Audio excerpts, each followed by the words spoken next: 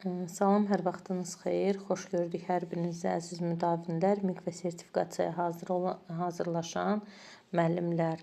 Mən İbrahimova Dilarə sizə bugünkü videomda yenə də Mircəlal haqqında və Mircəlalın deməli testləri barədə danışacağım və biz sizinlə burada 3 testi müzakirə edəcəyik. Əgər siz bu cür testlərin davamlı gəlməyini istəyirsinizsə, bəyən tuşuna basırsınız və kanalımıza abunə ol tuşunu və bəyən tuşunu basaraq kanalımıza abunə olub bizi dəstəklədiyinizi hərəkətinizlə bildirirsiniz ki, bu tipli videolarda sizin qarşınıza daima çıxsın. Hətta kanalımıza yerləşdirdiyimiz videoların da davamı gəlməsi üçün bu kanalımıza olan bir dəstəkdir sizin tərəfinizdən. Baxaq 59-a Bahar Mircəlalın Bir Gəncin Manifesti əsərində verilən fikirlərdən hansı əsərlə ortaq xüsusiyyət kimi götürülə bilər? Əsərdə yanlış tərbiyənin acı nəticələrinə yer verilib.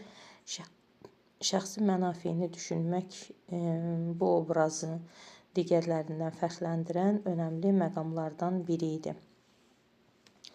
Deməli, biz burada nəyə baxırıq? Bir də oxuyaq.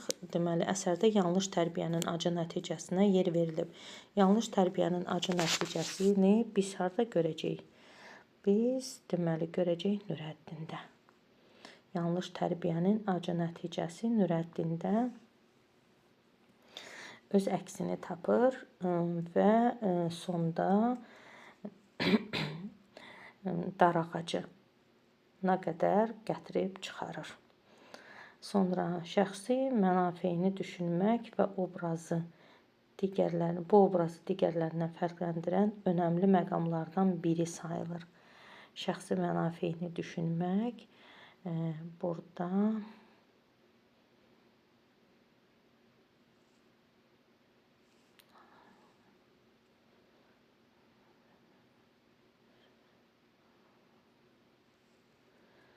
bu da yəqin ki, yenə də Nurəddin əsərinə aid ediləcəkdir. Çünki orada da deməli şəxsi mənafeyini düşünən Gülpəri sonucda Əmiraslanın qurbanına çevrilir. Yəni Nurəddini qurban hesab elədikləri halda özlərinin bir-birinin qurbanına çevirirlər və belə deyək də hərəkətləri ilə demək olar ki,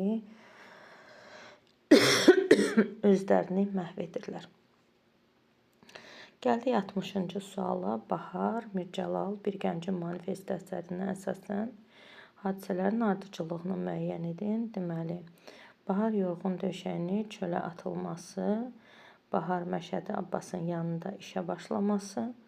Əlbəttə ki, birinci bu adam işə başlamalıdır ki, sonra bunun yorğan döşəyi çölə atılsın da, düz deyilmi? Bahar əlindəki qarını itin qapması, İsfəndiyarın Baharla rastlaşması. Aha, deməli, biz biri səhv yazdıq. İsfəndiyar Baharla rastlaşır. Bahar qatardan düşəndə İsfəndiyar Baharla rastlaşır və Baharı bir faytonçu ilə atası Məşədi Abbasın yanına göndərir. Və Məşədi Abbas, deməli, əslində İsfəndiyar Bahara başqa şeylər söz verir. Bahar isə gəldiyi gündən, yəni ancaq qulluqçu kimi işləyir. Halbuki demişdi ki, quyruqdan, ətdən yeyərsən, deməli, sobanın kənarında uzanıb, şellənərsən, ətə qana gələrsən. Və əksinə olur, Bahar heyvanlarla bir yerdə yatır, onlara qulluq eləyir və qırqırıntılarla güclə dolanırdı. Yəni, yarı qarnı ac, yarı qarnı tox, bir təri özünü idarə eləyirdi. Baharın əlindəki qarnın itin aparması, deməli, Məşədi Abbasın yanına işə düzəldikdən sonra olduğu üçün bunu üçüncü götürürük və it qarnı qapıb apardıqdan sonra Məşədi Abbas buna inanmır, elə düşünür ki, uşaq qarnı satıbdır və pulu özündədir. Hətta onun ciblərini iş eləməkdən belə çəkinmir və ikinci səfər geri qayıdan Baharın yorğan döşəyini Məşədi Abbasın xanımı çölə atır. İndi baxırıq. Deməli 4 2 4 2 3 1 4 2 3 1 A bəndində olacaqdır.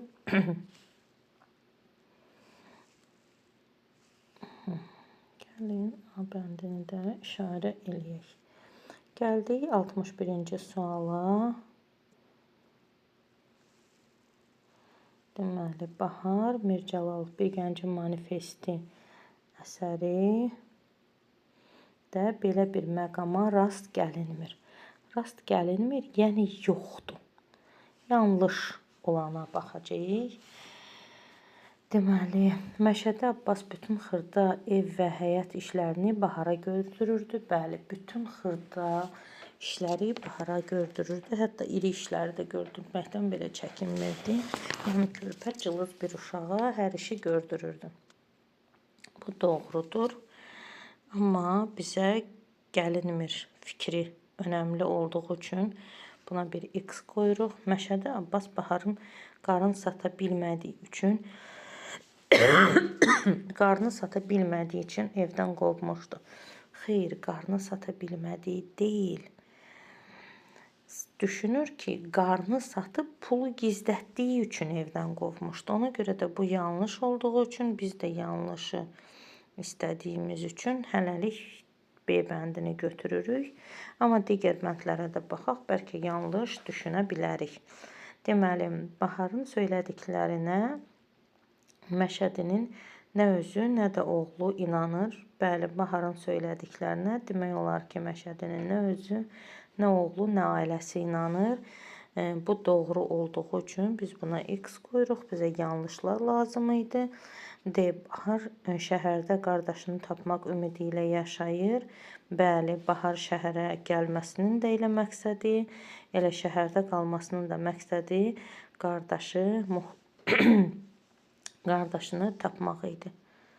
Bu da doğrudur. Baharı oğlu İsfəndiyar Məşədi Abbasın yanına göndərmişdi. Bəli, Bahar qatardan düşəndə İsfəndiyar onu görür və anlayır ki, o təkdir və onu öz atasının yanına qulluqçu kimi göndərir. Bu da doğru fikirdir.